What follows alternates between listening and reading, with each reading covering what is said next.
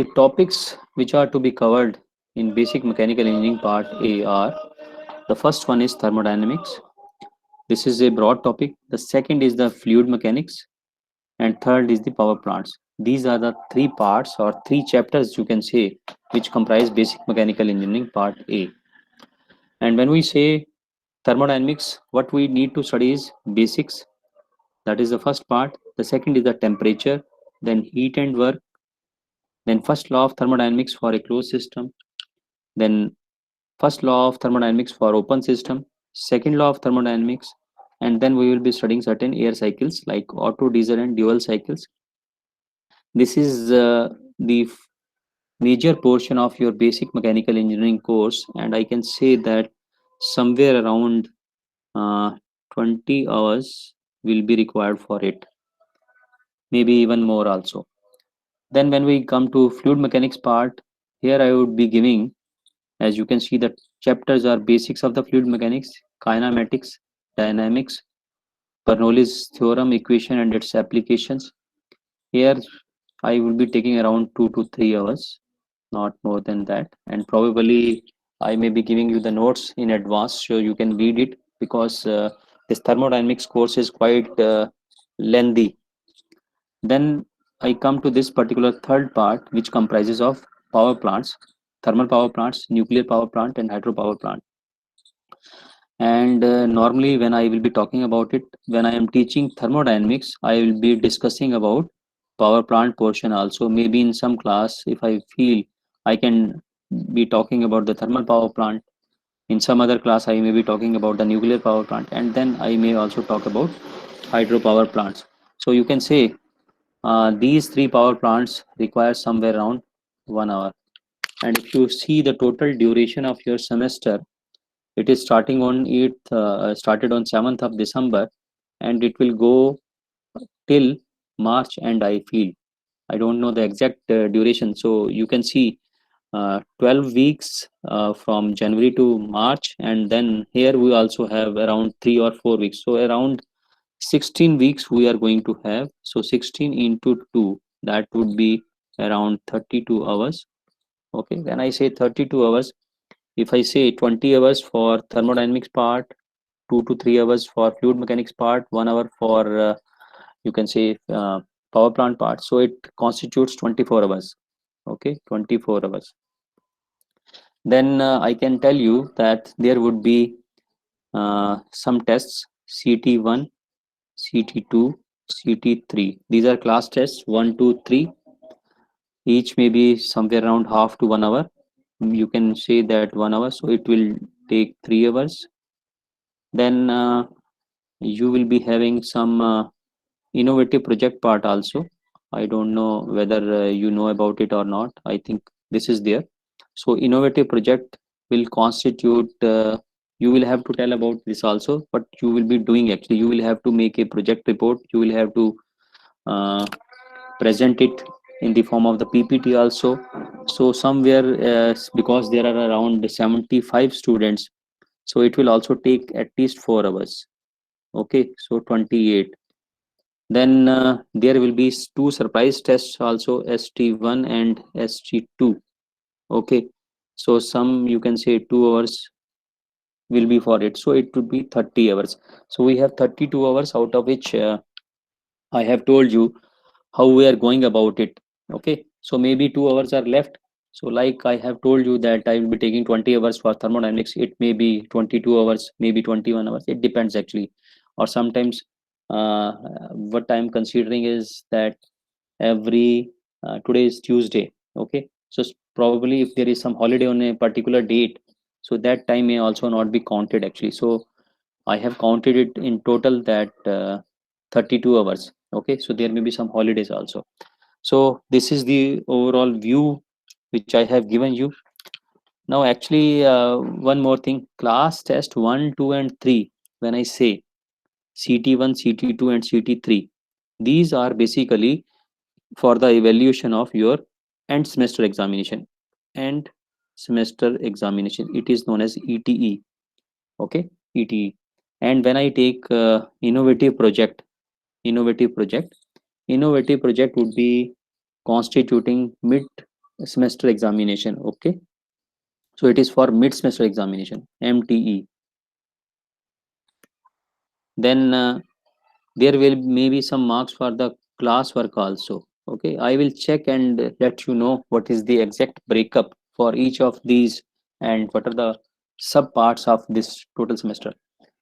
One more thing, when I usually take first class, I would like to apprise all of you that uh, fortunately or unfortunately you are not attending the regular classes as we used to do.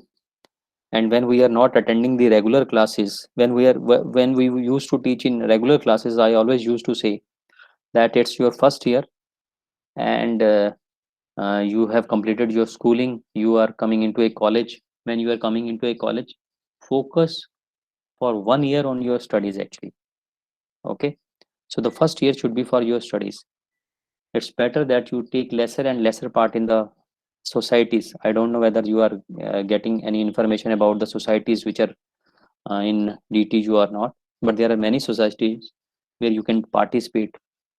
So my submission is that you should not participate in the first 1 year, because till now, up to 12th class, when you were studying, you were appearing for the board examinations. Might be you have prepared for the JEE examinations, so you were working very hard, but you were completing the course in 1 year actually. Now it's 4 months, not more than that. Okay, it's only within 4 months you have to complete the course. Okay, so this is what I wanted to tell you. Now let us proceed further actually. Okay, now this is the chapter number 1, introduction part. This is on the basics of the thermodynamics, which you must have studied earlier also. Now what is thermodynamics? So let us see. Thermodynamics is the science of relationship between heat, work, temperature and energy, and its effect on the physical properties of the substances. So just I will read it first of all, then I will let you know in detail. So I am talking about, it's a science which is showing the relationship between heat, work, temperature, energy, and its effect on physical properties of substances. So I hope it's pretty clear. In broad terms, thermodynamics deals with transfer of energy from one place to another and from one form to another. So I am talking about the transformation of the energy, okay, from one form to the another, and it is also transferred from one location to the another location. So it's a part of thermodynamics. In thermodynamics, we talk about energy. So whenever we will say energy, energy comprises of two things. One is the work transfer part, and another is the heat transfer part. So there are two parts, okay, of energy, but this is the energy in transition. So let me tell you, this is the energy in transition. Which is the energy in transition? Work transfer and heat transfer. I will let you know why we call it as energy in transition later on. And their interconversion into one another. So we are converting work into heat and heat into work. So we are talking about these two terms frequently in thermodynamics actually. And sometimes thermodynamics is also known as a study of three E's. Okay, three E's. What are those three E's? One is energy, the second is equilibrium, and the third one is the entropy. So energy, uh, all of you know that when you eat food, you get energy. So you have some knowledge about energy. Okay, it is capacity to do work. You know about equilibrium. Okay, you must have studied in your chemistry portion about the equilibrium. Okay, but here the equilibrium is different, but you have studied in your chemistry part in your 11th or 12th class actually. And when I say entropy, it's a very weak quantity which probably you might have calculated the values of the entropy, but you cannot relate it with the you can say thermodynamics, or say with your real life actually. So entropy is something which nobody understands actually. So it's a very vague term, but yes, there are other terms like entropy generation, entropy destruction, which is more relevant when we talk about thermodynamics. Once again, I am telling you, it's not the entropy which is important, it is entropy generation, entropy destruction, or you can also call it as irreversibility. These are more important when we talk about thermodynamics. But we may not be going into much detail in entropy in this particular course also. Okay, let us proceed further to the next slide. One more thing, I am recording this lecture and it would be available to you after this class, maybe in the evening. Basics of thermodynamics, once again, it is based upon observations of common experience which have been formulated into thermodynamic laws. Okay, so thermodynamics is based on some thermodynamics laws, and these laws governs principles of energy conversion. So energy conversion means we can convert mechanical energy to electrical, electrical to mechanical, or heat to mechanical, and from mechanical to electrical, and so on. Okay, when we talk about the laws of thermodynamics, we have different laws. We know about the various laws. There are 4 laws of thermodynamics, and these are, you can say, first one is zeroth law, the second is the first law, then second law, and then third law. So we will be focusing on all these 4 laws of thermodynamics, but majority would be first and second law of thermodynamics, which is important from your perspective. Now when I say we have discussed about the thermodynamics, it is related to the conversion of energy into from one form to another form, and transfer of from one place to another. This is what we are studying in thermodynamics. That is what is thermodynamics. Okay, and thermo, if you see, thermo means it's heat energy, and dynamics means in motion. So some idea you can get from there also. Now the applications of the thermodynamics laws and principles are found in all fields of energy technology. Okay, now what could be the various fields? It could be steam and nuclear power plants, it could be internal combustion engines, air conditioning, refrigeration, gas turbines, gas dynamics, jet propulsion, compressors, chemical process plants, direct energy conversion devices. Okay, so I hope you know about the steam power plants. Those who are living in Delhi, they must be knowing that there is a steam power plant near to ITO. Okay, and nuclear power plant, you know, it is available in Tarapur and maybe some other places in India. Internal combustion engine, or all vehicles, bikes, cars, buses, they have internal combustion engines. Gas turbines, our aeroplanes are operated with the help of the gas turbines. You know about refrigeration, you have a refrigerator at your home. Okay, you have a window AC at your home, this which is doing the conditioning of the air. Then gas dynamics, I won't be talking much about gas dynamics right now. Jet propulsion, so it's related to the rocket propulsion actually. Then there are compressors, so I think you must be knowing about the compressors also. Compressors, where do you use? You use in a refrigerator. First of all, you also use this in case of uh, window AC, or you may be using in it for filling the air in the tires of a vehicle. Okay, so there are different types of the compressor.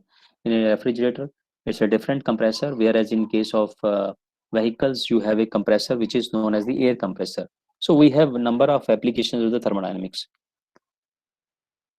Now when we study thermodynamics, there are 2 approaches which we can follow actually. These 2 approaches are macroscopic and microscopic approaches, or viewpoints you can call it as. Okay, so one is the macroscopic and other is the microscopic. So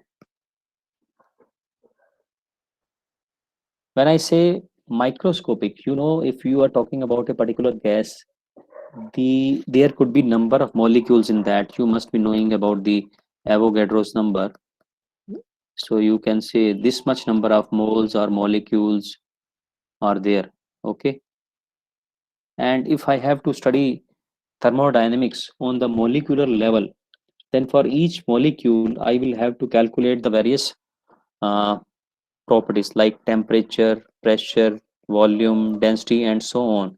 And this is to be calculated for this number of molecules, and this number of molecules is in 1 mole of a substance actually. So it becomes a huge task to calculate these properties if you are looking at the microscopic level. So it's very difficult, and we don't be going into the microscopic level when we are studying the thermodynamics. Rather, we will like to go for a macroscopic approach. What do you mean by the macroscopic approach? Suppose if I take, this is a particular uh, gas, if I say, okay, and there could be number of molecules. Let us say I say that there are 2 into 10 raised to power 100 molecules. Okay, so what I am interested is, I am interested in calculating the pressure of this total amount of the gas. This is the total amount of the mass of the gas. Okay, this is the mass of the gas. So I will like to see what is the pressure of this total gas, what is the temperature of this gas, what is the volume of this gas. I am not interested in calculating number of moles. I am not interested in calculating the pressure of a particular molecule. Okay, I'm not interested in calculating the temperature of a particular molecule or volume of a particular molecule. Okay, so I am interested in calculating the pressure, temperature and volume of the gas as a whole. And I know when you are preparing for JEE examination, the equation which you use as a gas equation is PV is equal to nRT. I know it, where n is the number of the moles and R is the universal gas constant. So let me tell you, when I am dealing here with the thermodynamics, I won't be using this equation. Rather, I would be using PV is equal to mRT. Now there is a difference. Instead of nr, I am using m into r. So m is the mass of the substance, and r. Now this r is different from the r which is given here. This r which is written here, it is, we call it as r bar, or we also call it as r u. So ru or r bar, this is basically universal gas constant. Okay, the value for which you must be knowing is 8.3143. This is the value of the universal gas constant. I am not writing the units, we will discuss the units later on. But when I am writing this equation, this particular equation, m is the mass and r here is not universal gas constant, it is characteristic gas constant. What is it? It is characteristic gas constant. Okay, so we will discuss about it later on. So this is different from your universal gas constant, for which the value is 8.3143. Okay, now let us talk about the thermodynamic system, surroundings and universe. Now what is a thermodynamic system? So let us discuss about the system. A thermodynamic system is defined as a quantity of matter or region in space on which attention is focused for the analysis of a problem. So it's very simple. When I say a thermodynamic system, it it is, for example, like you can see here that in the diagram. So this is a thermodynamic system, and how we differentiate it from the surroundings, we draw a boundary here. Okay, this is the boundary. So within the boundary, whatever is there, that is known as the thermodynamic system. So I will write as TS. TS means thermodynamic system. So, and there is a boundary outside this thermodynamic system, and outside to that, external to that, we have the surroundings. So in totality, I can say a thermodynamic system plus surroundings should be equal to universe. So thermodynamic system plus surroundings is equal to universe. And once again, what is a thermodynamic system? It is a quantity of matter or region in space on which we are focusing our attention for the analysis of the problem. Now, when I say region in space, so you can think of anything. For example, right now you may be having a notebook in your hand, you may be having a pen in your hand. So you just have to focus your attention on that any particular item. Suppose you want to focus on your pen. Okay, focus on your pen. This pen is your thermodynamic system now. You draw a boundary outside it, and everything external to this boundary will be the surroundings. And if you club, you add all these things, it becomes a universe. It becomes universe. So thermodynamic system plus surroundings is equal to universe. So I think this you have studied earlier also. So it's simple. Now I have shown it here. What I have shown here is thermodynamic system, surroundings, and universe. Okay, once again, let us see. I have shown here a box. Okay, this is a box. This is a box. Okay, and inside the box there is a gas. So How to draw the boundary? I am trying to tell you that. Now you can see I have drawn the boundary inside the box. This is the boundary. I have shown it here. This is the boundary. Okay, shown by the dotted line on the left side of box, in the left side box actually. So this boundary is having a gas inside it. So what is the thermodynamic system? Thermodynamic system is gas. Okay, because boundary is inside the box, so we are studying gas and not the box. So this is important. So whatever you want to study, there you will have to draw the boundary. Now let us see the next case. Now this is the box. This one is the box. Inside the box there is a gas, but I have drawn the boundary outside. This is the boundary. So inside the boundary you have the box, you have the gas. So both the things are there inside. So thermodynamic system in this particular case is gas plus box, and as the boundary is located outside the box. So this is how you can make the boundary. Whatever you want to study, you have to draw the boundary outside that. And once the boundary is chosen, whatever is inside the boundary, that is your thermodynamic system. Everything external to that would be surroundings. So you can see the surroundings are there. Okay. And I have shown the thermodynamic system also here. I have written it here. Next, what could be the examples of the thermodynamic systems? There could be number of examples of a thermodynamic system. Whatever you are seeing, basically wherever you are focusing your attention, that becomes a thermodynamic system. Okay. For example, it could be a pressure cooker. For example, gas in a piston cylinder device, thermos flask, household gas cylinder. Humans, we as humans, we are also thermodynamic systems. Only thing is we have to focus our attention on studying ourselves. Okay, we have to draw the boundaries surrounding us. Okay, tube light, lamp, refrigerator, AC, fan, tire, and the list is endless. So you name anything, you focus your attention on that particular item in the space or in your surroundings, draw a boundary, and it becomes a thermodynamic system. Okay, so that is how we define a thermodynamic system. Now, what are the various types of the thermodynamic systems? You have studied about various types of the thermodynamic systems. The first one is the closed, the second is the open, and the third one is the isolated system. Okay, so now I am going to talk about the closed system. Now, what is a closed system? It is also known as a non-flow system, also known as a control mass system. So, in a closed system, mass does not cross system boundary, whereas energy, what does it mean? It means both heat and work cross system boundary. So let us try to see it. So mass does not cross system boundary, whereas energy, which comprising both of heat and work, they cross the system boundary. Okay, so you can see on the right hand side, this is a closed system. This is a closed system. So this is system, this is surroundings, this is the boundary, and you can see energy is entering in. Now energy can enter into the system boundary in two methods.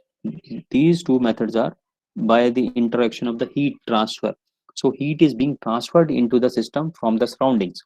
And what could come out from the system? There could be W, or the work which can come out from the system. So work transfer is also taking place in case of a closed system. So heat is entering into the system, whereas W, work, is coming out from the system. Okay, so that can happen, but there is no mass transfer in this particular case. Since mass does not change, the system has a fixed quantity of mass.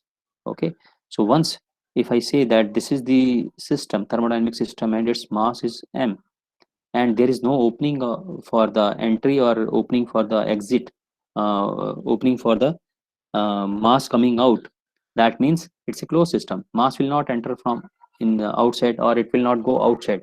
So it's a closed system.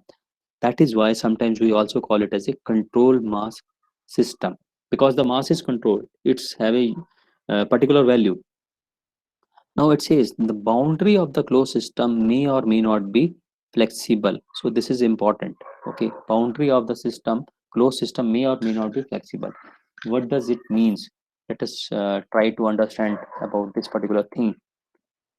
For example, if I have a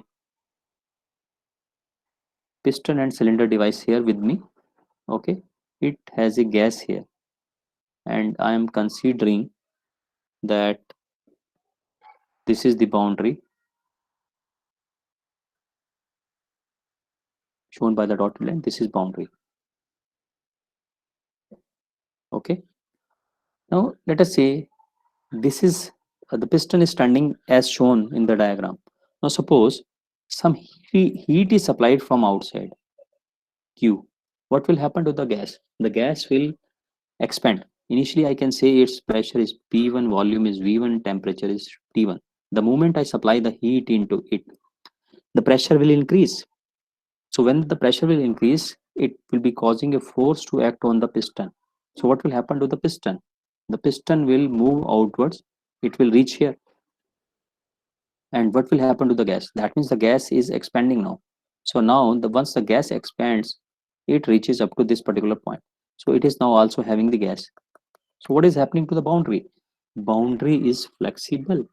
In this particular case, you can see the mass is not entering into the piston cylinder because there is no opening here. Okay, so once the heat enters into it, the piston moves outwards, and when it moves outwards, this motion of the piston which has happened, this can be converted into, this is basically some sort of work which we can get, because this motion of the piston can be converted into the rotary motion. This is what happens in case of an internal combustion engine actually. But there is mass which enters, there is one mass which leaves out. You have to put petrol or diesel into the engine, and then when the engine runs, the exhaust gases comes out from the exhaust pipe. So that's a sort of open system, but here I am talking about a closed system. There is no entry for the mass, there is no exit for the mass, so it's a closed system. It's a closed control mass system. It's a non-flow system because there is no flow of mass into the system. Okay, non-flow, control mass. So all these terms relate to closed system. Okay, if you think of some example, so I would also like to take some example which you can see at your home also. For example, if you have a pressure cooker at your home, okay, sometimes your mother might have asked you to boil potatoes. Okay, so you take the pressure cooker, you put some water, you put potatoes into that, you put the lid, and then you put it on the gas. Now after doing all these things, once you put it on the gas, the heat energy enters into the pressure cooker. Now what type of system is it? It is a closed system. It is a closed system. Why it is a closed system? Yes, for a certain instance of time, till the whistle does not blows. Okay, when the whistle does not blow, it's a closed system. The moment the whistle blows, it's a open system. Okay, so that is how we can differentiate a closed system from an open system, because in case of open system, there will be flow of the mass across the boundary. Now let us go to the open system. Open system is also known as the flow system or control volume system. Okay, one name is open system, other is flow system, then it is control volume system. So there are three names for this particular type of system. So in open system, mass and energy, that is work and heat transfer. Energy means work and heat transfer, both cross system boundary. Since mass is either flowing in or out or both, so it is known as the flow system. Okay, that means it's open to the flow rate for the mass. So that is why we are calling it as a flow system. It is also known as control volume system. Now I will tell you about the control volume later on. Once chosen, control volume remains fixed in shape and size. The boundary of an open system is known as control surface. I will come to it later on. That is, it is the surface of the control volume of a open system, and it is fixed. Examples are pressure cooker when whistle is going on. So it's an example of open system. Air compressor. What is the air compressor? Its function is to compress the air from low pressure to the high pressure. Low pressure air enters from the inlet valve and high pressure air leaves from the discharge valve. So that means air is entering. That means there is certainly some mass of the air which is entering into the system, and there is some mass of the air which is, after being compressed, is going out of the system. So that is why we call it as a open system. So uh, this is the example of the air compressor. You can see it here. Now in this case, what I have said is I was talking about the control volume and the control surface. Now what is control volume and control surface, and what is the open system? See, first of all, this is the diagram of the air compressor. You can see it here. Okay, I am calling this box as a air compressor. And you know, for compressor to compress air, we need a motor actually. We need an electrical motor. This motor is actually supplying electrical energy to this air compressor. So it is basically work which is going or entering into the air compressor. But once I say air compressor, what I do is that I draw a boundary here. Okay, this is the boundary shown by the dotted line here. Now this is actually, in case of closed system, we call it as a boundary, but when it's a air compressor or say open system, then we call it as a control volume. So you can see whatever the volume is there inside this boundary, like you can see, this is known as the control volume. Whatever the volume of the air compressor is there, that is the control volume. Then the surface of this control volume, you know, it's a volume is a three-dimensional figure actually. So whatever will be the surface of this volume, that we call as the control surface actually, in case of an open system. And then you can see the air is entering into the compressor. This is at low pressure, and it is coming out from here. So the pressure increases. So there may be certain mass which is entering into mi, which is entering into the air compressor, and maybe, let us say, if it could be mi mass which is going out, but not necessarily the mass which is entering may not be necessarily equal to it. And as I told you, the work is entering in. Now, what is work? Work is the energy actually. It is energy. Now when you compress the air in the air compressor, what happens? When we compress, the temperature increases. So the surface temperature of the compressor will increase. Temperature will increase. So what will happen? Outside temperature is ambient.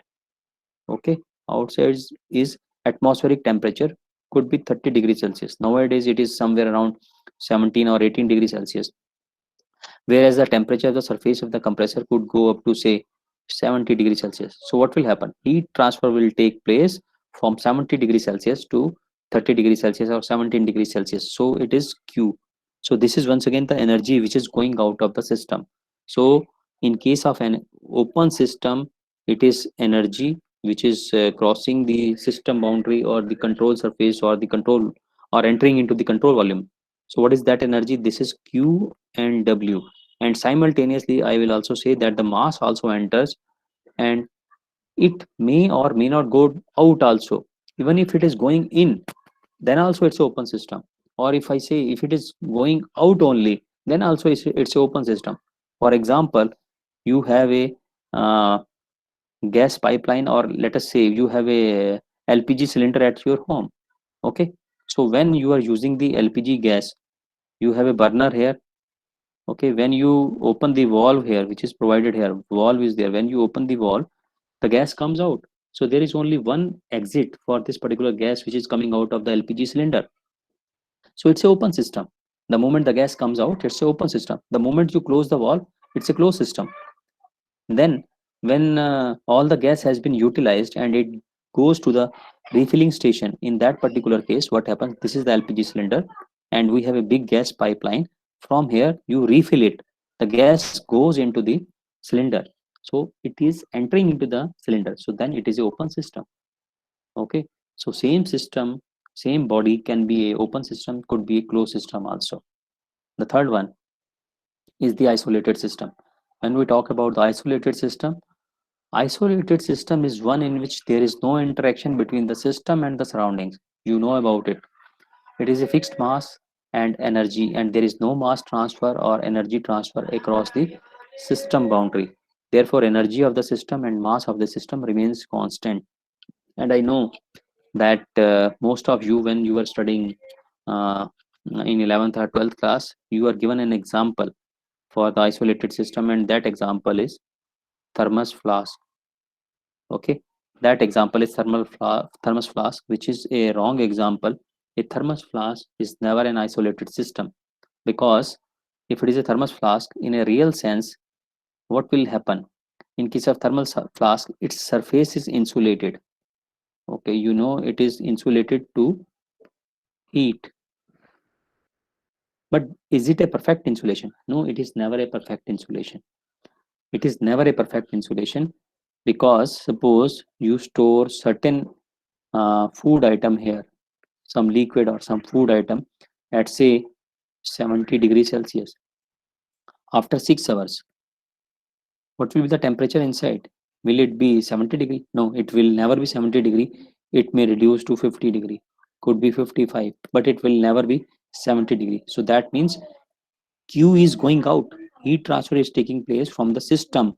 Your this thermos flask is acting as a system, thermodynamic system, and heat is going out of it. So it's a closed system, not a isolated system, because the mass is fixed, but the heat is going out, energy is going out. So it's a closed system, not an isolated system. So when we say isolated system in thermodynamics, we define uh, universe as a isolated system. Universe in itself is isolated. Okay, so it's an isolated system, universe. Now these are the various diagrams for the closed, open, and isolated system. You can see no mass transfer, energy in, energy out, closed system. If it is an open system, mass goes in, energy goes out. This is the surroundings, mass goes out, energy in, okay, energy out, and no mass or energy transfer takes place in case of isolated system. So energy of the system is constant, and mass of the system, that is also constant. So that is isolated system. Now I would like to end my lecture here, because it's 1:58 right now. So don't leave the lecture. I would like to discuss few things with you